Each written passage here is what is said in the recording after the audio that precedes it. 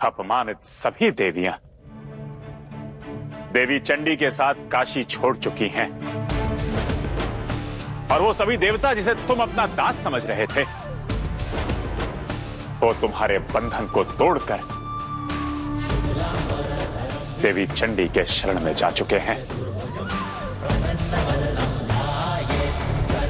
तुम्हारा दशाश्वमेध यज्ञ समाप्त हुआ देवोदास।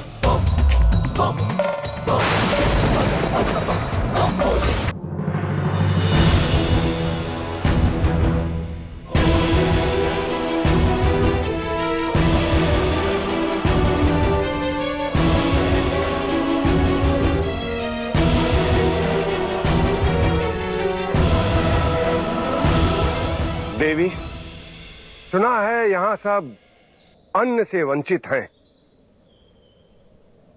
उनके लिए भोजन लेके आया हूं।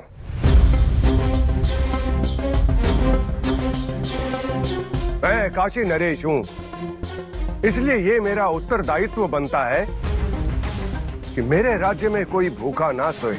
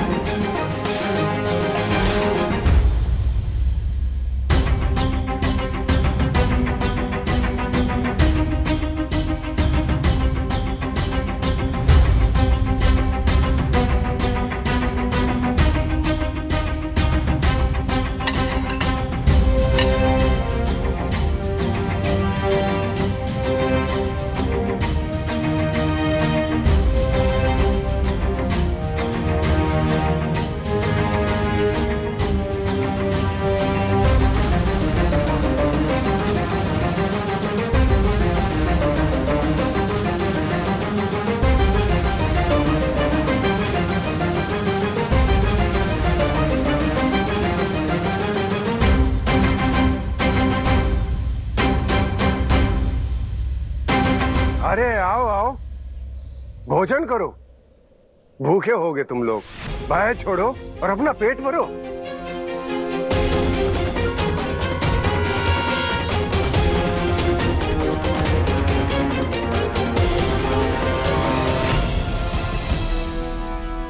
दिवोदास की काशी में आपका स्वागत है नारायण। आप सब देव तो यहां आ गए, किंतु आपकी पत्नियां कहां हैं?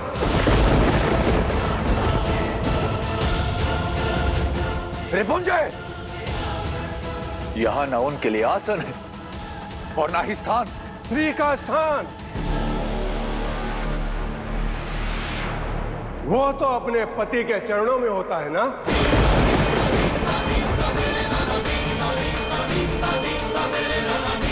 जब आप सब मेरे दास हुए तो आप सबकी पत्नियां स्वतः दासी हुई ना।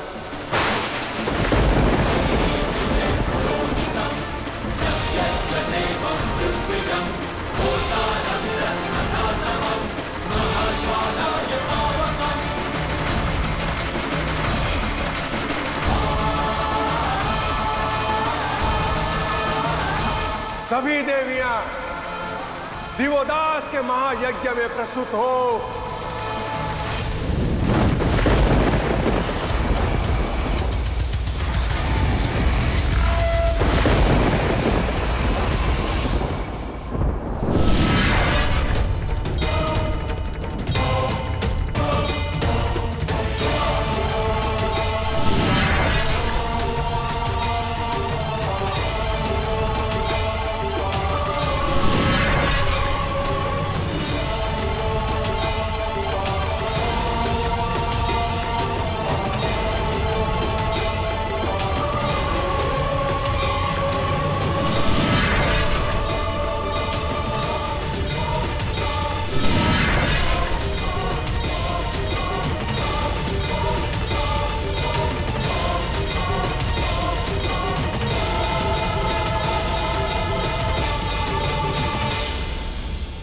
अज्ञानता की अग्नि में ज्ञान जल के भस्म हो रहा है और अब सारे देवता मौन खड़े हैं। आत्मसम्मान का शीश कट रहा है और देवता मुग्ध दर्शक बनकर खड़े हैं। नारायण, आपके आराध्य संसार के महादेव कहाँ हैं? उन्हें बुलाइए, यहाँ काशी में लेकर आइए। महादेव तो कण कण में है राजन। मन से पुकारोगे तो दौड़े चले आएंगे। पर अब महादेव ने देवत्व त्याग कर मनुष्य रूप धारण कर लिया है, अर्थात वो तुम्हारे अब दास नहीं, देवी चंडी के भक्त बनकर आए हैं। क्या कहा आपने? महादेव मनुष्य बन गए? देवत्व त्याग कर महादेव इतने शक्तिहीन हो गए हैं कि मैं उन्हें पग तले कुचल सकूं।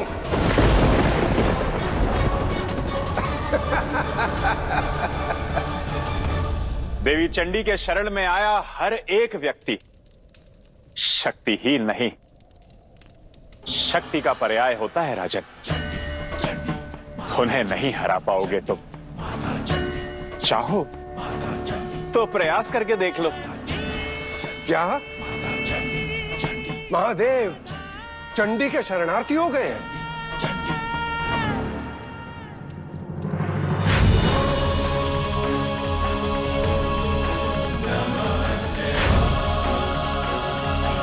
अर्थात वो साधु ही शिव है, साधु ही शिव है, साधु ही शिव है।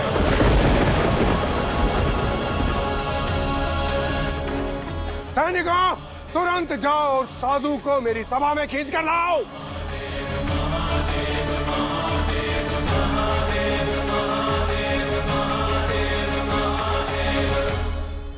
महादेव हमारे समक्ष थे और हम उन्हें पहचान ही नहीं पाए। ये क्या हो रहा है महाराज?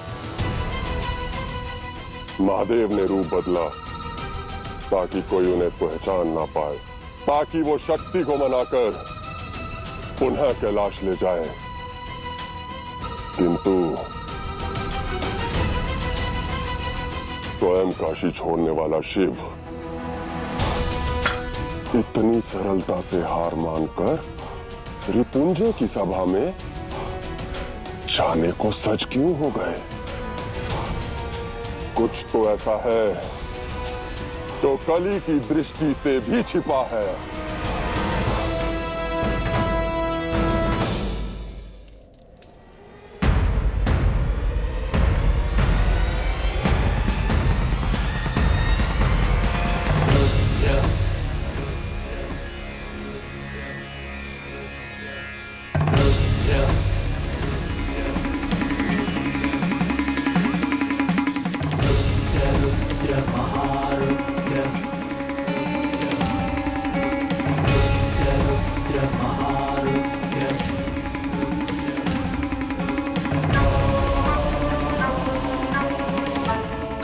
महादेव,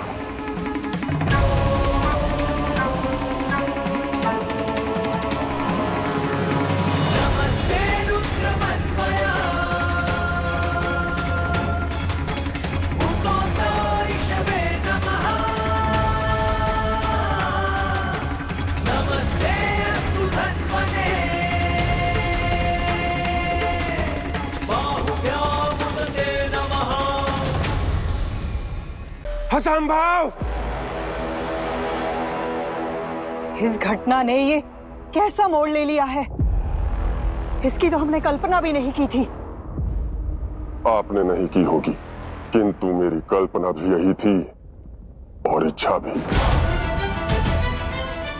देखती जाइए सुरमाता, कैसे अंधकार का साम्राज्य काशी से पग बढ़ाकर संपूर्ण संसार में छाएगा और यही अंधकार कली की जीत कहलाएगा,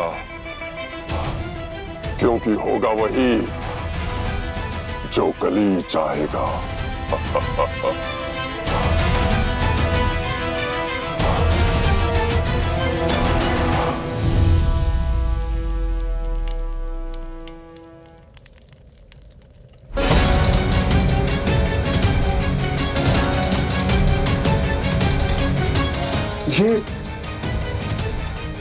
ये अग्नि धीमी क्यों पड़ रही है?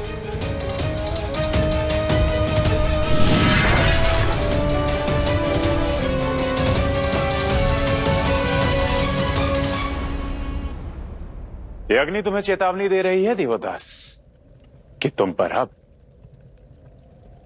पाप का अंधकार छा गया है, कली का विष चढ़ गया है, तुम्हारे पापों का घड़ा अब भी नहीं भरा है।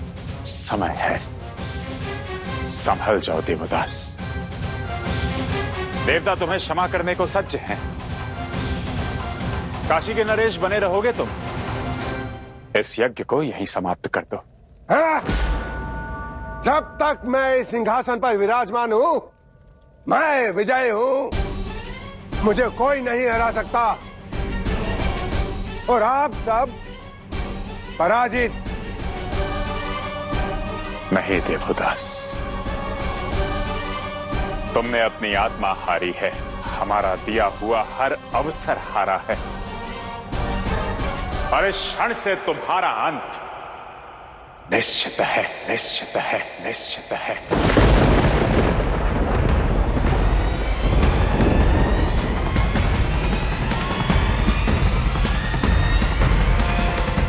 अपमानित सभी देवियां देवी चंडी के साथ काशी छोड़ चुकी हैं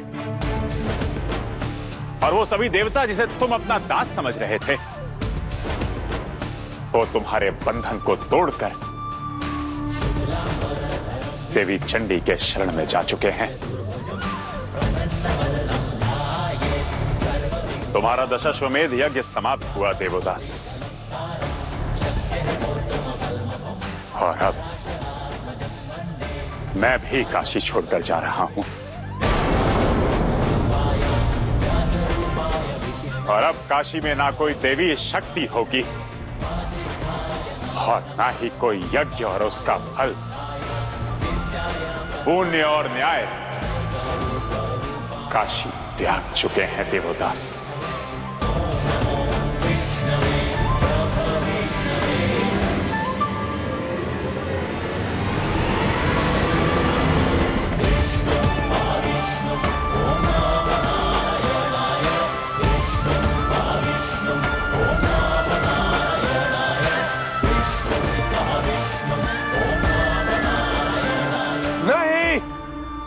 कोई नहीं जाएगा, मेरा अंत कोई नहीं कर सकता।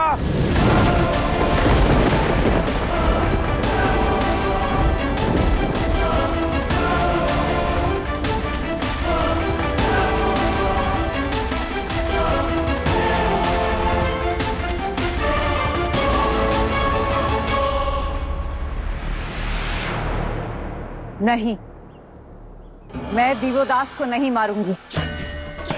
देवी, देवोदास ने धर्म को धाराशायी कर दिया है, पाप की हर सीमा लांघ दी है। क्यों ना? जब मेरे पग कली को मारने की ओर बढ़े थे, तब आप ही ने मेरे पग रोके थे ना। अब आप चाहते हैं कि मैं आपके कहने पर दिवोदास को मार दूं। नहीं नारायण, मेरा अस्त्र आपकी इच्छा से नहीं उठेगा। जो आप नहीं कर पाए वो अब शक्ति करेगी।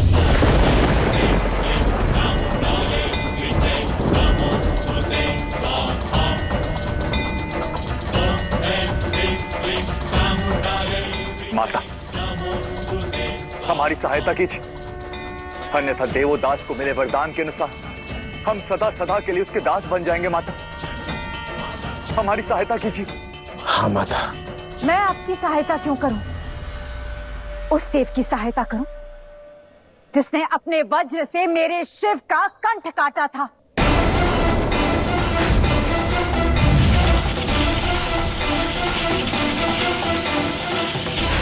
कालकूट को संसार भर में फैलाया था। यदि शिव ने उस समय ना रोका होता तो आपको अपने कर्मों का दंड वही मिल गया होता। शक्ति के हाथों आपका अंत वही हो चुका होता।